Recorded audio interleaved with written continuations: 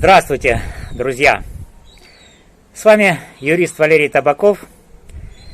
И сегодня в этом 20-минутном видео мы попробуем разобраться в шокирующей схеме Киевского политехнического института имени Игоря Сикорского, вуза, который входит в топ-100 университетов мира, но, похоже, этот вуз прославился не только наукой, а еще и умением продавать воздух за 8900 гривен в месяц.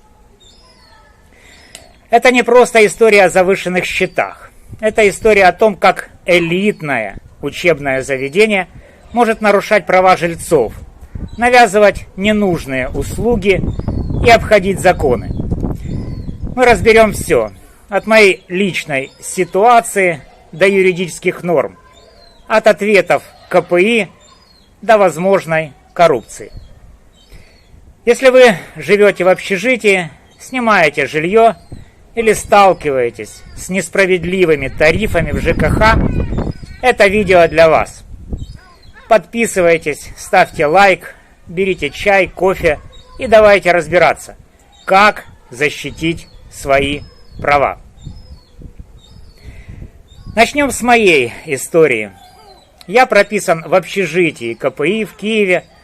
Комната 22,6 квадратных метра, коридорного типа, с газом, водой, электричеством. Со мной прописана моя 7-летняя дочь. С 2022 года я живу в Болгарии, но исправно оплачивал все коммунальные услуги и проживание, которые составляли около 1300 гривен в месяц. Это включало оплату за метраж около 200 гривен, отопление примерно 700 гривен в месяц, вода, газ, электричество по счетчикам, вывоз мусора и другие базовые услуги. Я не жаловался, все было прозрачно, но с января 2025 года КПИ решил, что этого мало.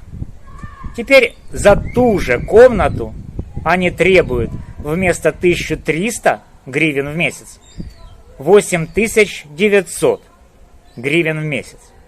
То есть почти $200. Это больше, чем аренда квартиры в некоторых городах Украины. За что такие деньги? Давайте разбираться шаг за шагом. До 2025 года я платил за каждую услугу отдельно. Это было логично. За метраж одна сумма, за отопление другая, за воду третья, за электричество четвертая и так далее. Но с 2025 года КПИ ввел новую систему, так называемую комплексную услугу. Теперь все объединено в один неподъемный пакет. Отопление, вода, газ, электричество, услуги уборщиц и консьержей, стирка постельного белья, аренда мебели, матрасов, подушек, даже зарплаты чиновников студгородка, их интернет, автоуслуги, ну и так далее. Итог. 8900 гривен за комнату 22,6 квадратных метра. Я не живу в общежитии, не пользуюсь водой, газом, стиркой, не мусорю в коридорах. Но платить с меня требуют оплату за все.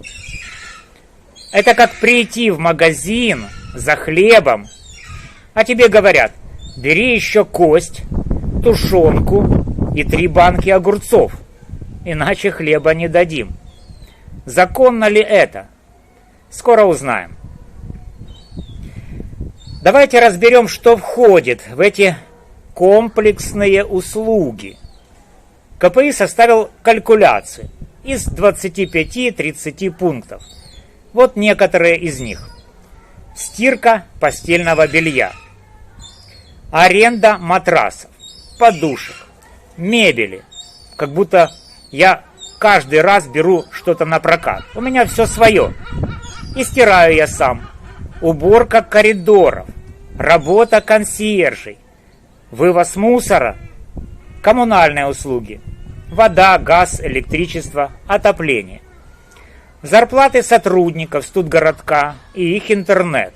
И даже автоуслуги, кто на этих машинах ездит, ректор, профессора. Ну и туда же капитальные текущие ремонты, которые никто не делает. До 2025 года я мог платить только за то, что использую.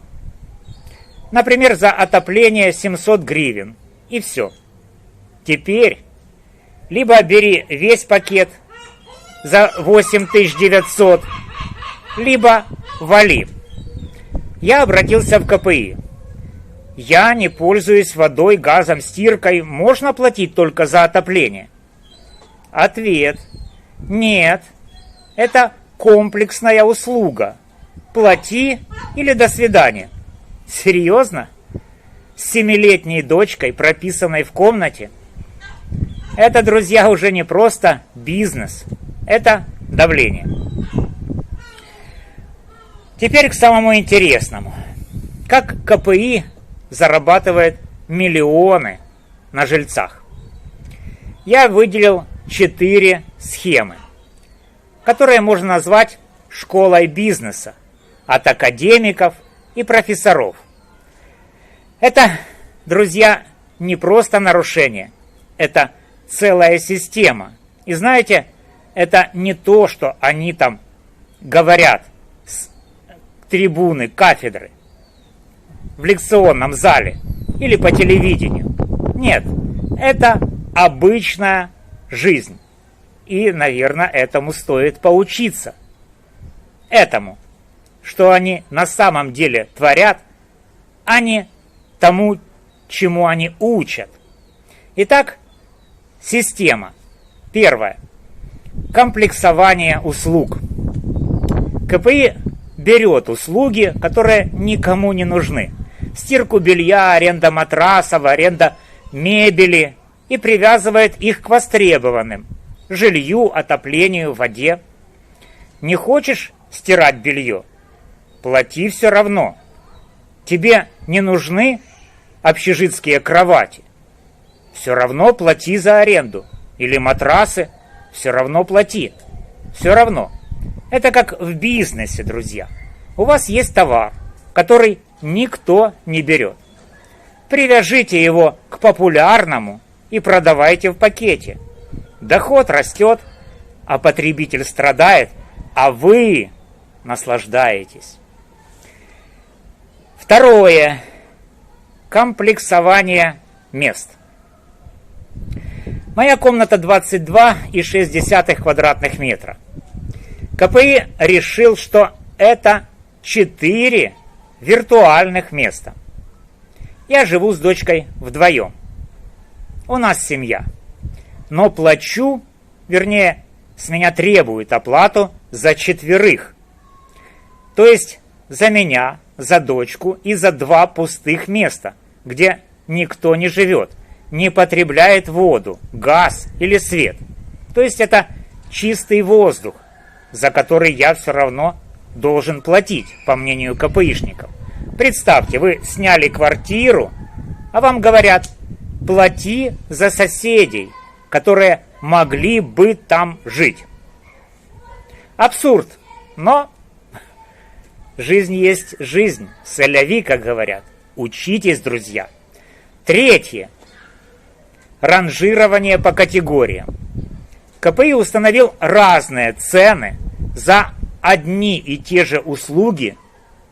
Для студентов одни, для аспирантов другие, для сотрудников третьи и для посторонних 4 цены. Я бывший сотрудник КПИ, проработал там более 10 лет. Мне предоставили эту комнату для проживания. Но, друзья, теперь с меня требуют оплату больше, чем студент платит за те же самые услуги. Почему одна и та же вода, одно и то же отопление, одна и та же электроэнергия или газ стоят по-разному для студентов, для аспирантов, для сотрудников и для меня, как внешнего. Это, друзья, дискриминация. И четвертое. Отсутствие предельного уровня оплаты. Для студентов и аспирантов Министерство образования установило верхний предел оплаты. А вот для сотрудников и посторонних не устанавливает оно такого предела. КПИ таким образом может поднять цену до 20 тысяч гривен за комнату. И это будет законно. Это как дать зеленый свет для бесконечного повышения тарифов. Эти 4 схемы – это не просто бизнес. Это система, которая позволяет КПИ зарабатывать на пустоте, навязывая никому не нужные услуги и вынуждая жильцов платить за воздух. Теперь давайте разберем ситуацию с точки зрения закона. В Украине действует закон о защите прав потребителей, номер 1023-12 от 12.05.1991 года. Давайте посмотрим на ключевые статьи. Статья 8. Потребитель имеет право на свободный выбор товаров и услуг. Навязывание дополнительных услуг, без которых невозможно получить основную, является нарушением. В моем случае я хочу платить только за отопление, так как не пользуюсь ни водой, ни газом, ни стиркой, ни чем-то другим. Но КПИ требует от меня, чтобы я платил за все. Это прямое навязывание услуг, что запрещено законом. Статья 15. Потребитель имеет право на полную информацию о составе услуги и ее стоимости.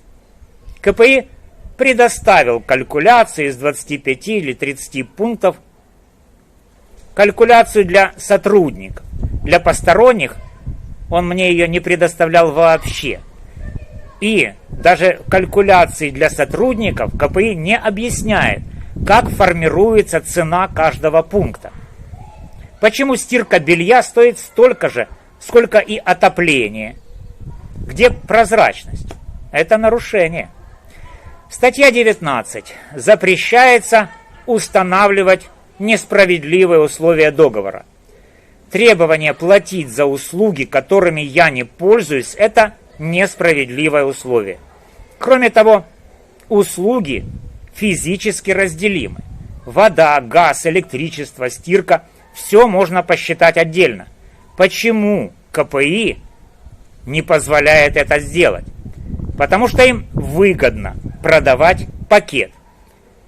Это не просто нарушение прав потребителей. Это систематическое игнорирование закона. Теперь обратимся к Жилищному кодексу Украины, номер 5464-10 от 30.06.1983.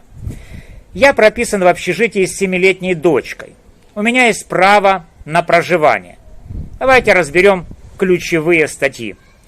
Статья 65. Жильцов общежитий нельзя выселить без предоставления другого жилья.